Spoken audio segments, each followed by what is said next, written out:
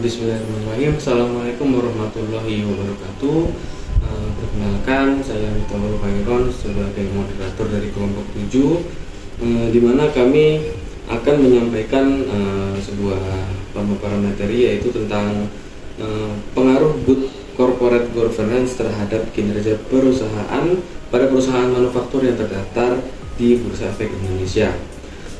Selanjutnya untuk para pemateri ada Friska Prisilia, Karisa Priya Faja, Ifdania Putri Diani, Fajarwi Nugroho, dan nanti untuk kesimpulan akan saya sampaikan sendiri. Untuk mempersingkat waktu, langsung saja kepada pemateri pertama, Friska Prisilia. Waktu dan tempat saya silakan. Baik, selanjutnya abstrak. Penelitian ini bertujuan untuk menganalisis pengaruh good corporate governance atau GCG terhadap kinerja perusahaan pada perusahaan manufaktur yang terdapat daftar di Bursa Efek Indonesia atau BEI. Metode ini digunakan adalah kuantitatif deskriptif dengan menggunakan data sekunder yang diperoleh dari laporan tahunan 3 perusahaan, yaitu PT Astra International Tbk, PT Indofood Sukses Makmur Tbk, dan PT Gudang Garam, yang bahwasannya penerapan GCG ini memiliki pengaruh positif signifikan terhadap kinerja perusahaan. Latar belakang dalam judul ini, Good Corporate Governance atau GCG adalah sistem yang mengarahkan dan mengendalikan perusahaan untuk mencapai tujuan yang optimal dan memberikan manfaat jangka panjang bagi pemegang saham serta pemangku kepentingan lainnya. GCG yang baik dipercayai dapat meningkatkan kepercayaan investor dan kinerja perusahaan melalui peningkatan transparansi, akuntabilitas, dan efisiensi operasional. Berdasarkan Michael dan William 1976, dalam sebuah korporasi modern, ini sebuah kontrak antara manajer dan investor, juga investor sebagai pemasok modal. Perusahaan mendelegasikan wewenang atas pengelola perusahaan kepada manajer, sedangkan manajer ini secara moral bertanggung jawab untuk mengoptimalkan keuntungan para investor dan sebagai imbalan akan memproduksi GCG tersebut untuk mengurangi biaya agresi dengan melindungi kepentingan manajer dan investor, mengurangi asimetri informasi antara manajer dan investor, serta memastikan tahu dan arahan yang memadai kepada manajer. Baiklah, selanjutnya yaitu landasan teori. Yang pertama ada teori agensi. Teori agensi adalah suatu teori yang dipercaya untuk bisa menyelesaikan suatu perbedaan kepentingan di dalam suatu perusahaan. Teori agensi berfokus pada fakta yang telah berkembang, yaitu pemilik usaha disebut sebagai prinsipal, sedangkan orang yang mengelolanya atau manajer disebut sebagai agen. Menurut Bukhari tahun 2012 mengatakan bahwa teori keagenan terdapat 3 asumsi, yaitu pertama asumsi sifat manusia, yang kedua asumsi tentang organisasi, yang ketiga ada asumsi tentang informasi, dan yang kedua ada konsep good corporate governance. Pandangan tata kelola perusahaan dalam perspektif ekonomi memiliki peranan yang penting dalam memutarkan dana investasi untuk dikelola dalam suatu proyek dengan tujuan meningkatkan nilai efisiensi dalam proses pengembalian dana terhadap investor yang biasanya berupa dividen dan keuntungan lainnya yang dibagikan kepada investor. Lestari tahun 2013 berpendapat good corporate governance adalah konsep dari sebuah teori keagenan. Penerapan good corporate governance berhubungan dengan investor dan manajemen. Artinya, manajer harus meyakinkan investor bahwa dana yang telah diinvestasikan akan digunakan sebaik mungkin tanpa ada pencurian atau penggelapan dana ke dalam proyek-proyek lain yang tidak menguntungkan kedua belah pihak. Good corporate governance adalah prinsip dan praktik yang dirancang untuk memastikan perusahaan dikelola dengan baik dan secara etis. Elemen-elemen utama good corporate governance meliputi yang pertama ada transparansi atau keterbukaan dalam pengungkapan informasi yang relevan. Yang kedua ada akuntabilitas, yaitu penanggung-jawaban pengelolaan perusahaan kepada pemegang saham atau pemangku kepentingan lainnya. Yang ketiga ada tanggung jawab pemenuhan kewajiban hukum dan sosial perusahaan.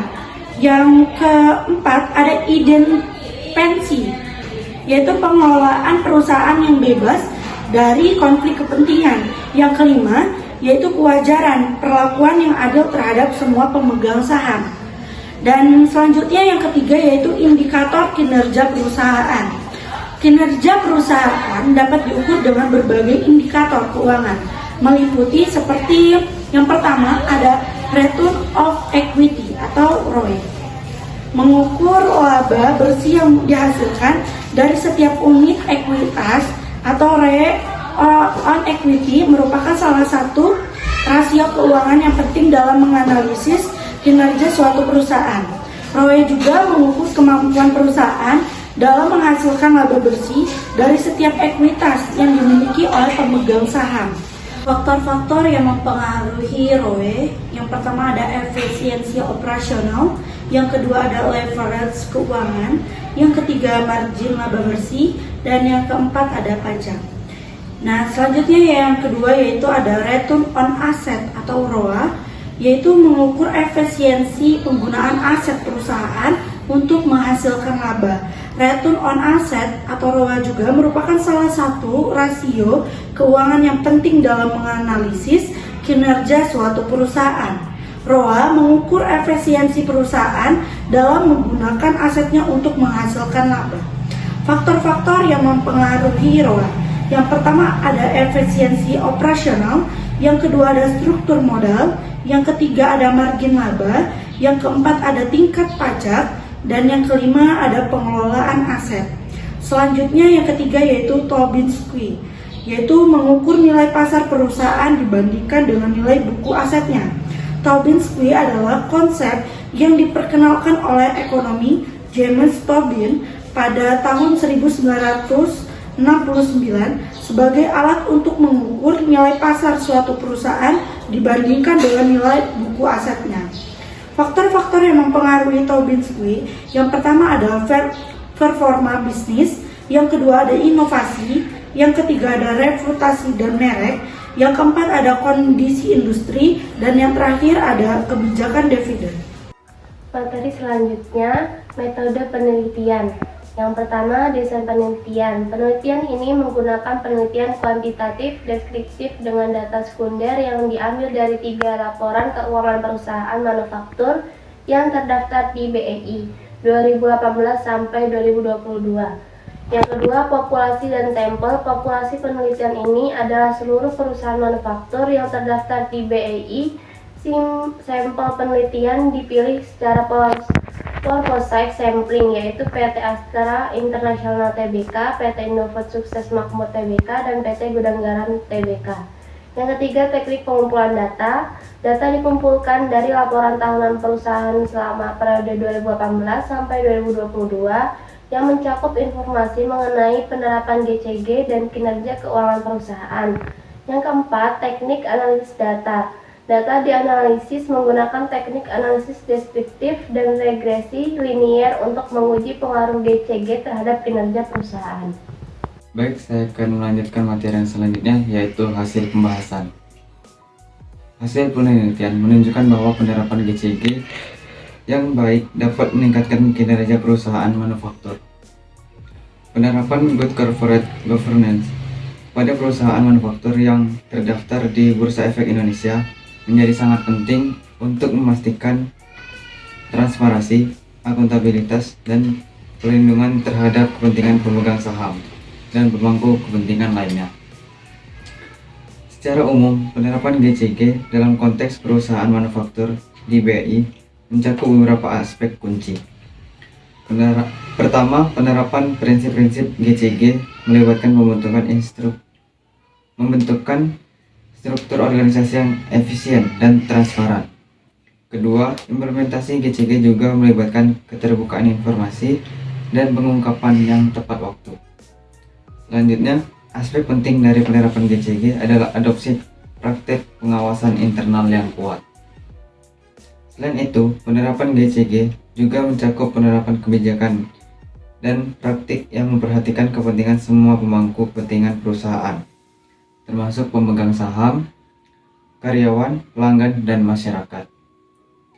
Kinerja perusahaan manufaktur yang terdaftar di Bursa Efek Indonesia mencerminkan dinamika kompleks dari berbagai faktor, termasuk kondisi ekonomi, industri, dan strategi manajemen perusahaan.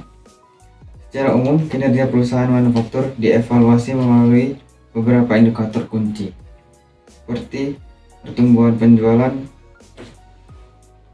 pendapatan, laba margin, dan rasio keuangan. Perusahaan mampu meningkatkan pendapatannya dari waktu ke waktu, mencapai laba yang stabil dan mempertahankan margin laba yang sehat. Biasanya dianggap memiliki kinerja yang baik. Baik, saya kembalikan kepada moderator.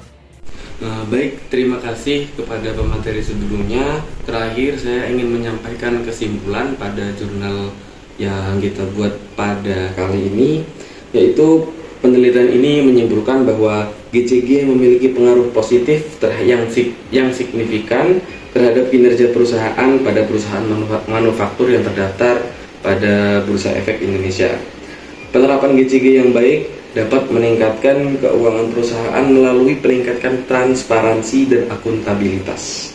Secara keseluruhan, penerapan GCG pada perusahaan manufaktur yang terdaftar di Bursa Efek Indonesia adalah satu proses yang melibatkan komitmen dan manajemen dan Dewan Direksi untuk memastikan kepatuhan terhadap prinsip-prinsip GCG, keterbukaan, akuntabilitas, dan perlindungan terhadap kepentingan semua pemangku kepentingan. Dengan menerapkan praktik ini dengan baik, perusahaan manufaktur dapat meningkatkan kepercayaan para pemegang saham, mengurangi resiko, dan meningkatkan kinerja jangka panjang mereka. Kinerja perusahaan manufaktur yang terdaftar pada Bursa Efek Indonesia mencerminkan dinamika kompleks dari berbagai faktor, termasuk kondisi ekonomi, industri, dan strategi manajemen perusahaan. Secara umum, kinerja perusahaan manufaktur dievaluasi melalui beberapa indikator kunci seperti pendapatan, margin, laba, pertumbuhan penjualan, dan rasio keuangan.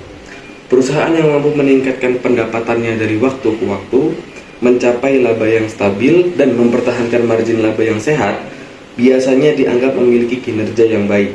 Pertumbuhan penjualan juga menjadi fokus utama karena mencerminkan kemampuan perusahaan dalam memperluas pangsa pasar, dan meningkatkan pendapatannya. Selain itu, rasio keuangan seperti return of equity, return on assets, dan debt to equity ratio digunakan untuk mengevaluasi efisiensi, juga dipengaruhi oleh faktor eksternal seperti kondisi pasar, regulasi pemerintah, dan perusahaan trend industri. Sekian dari kami, kurang lebihnya kami mohon maaf. Akhirul kalam, wassalamualaikum warahmatullahi wabarakatuh.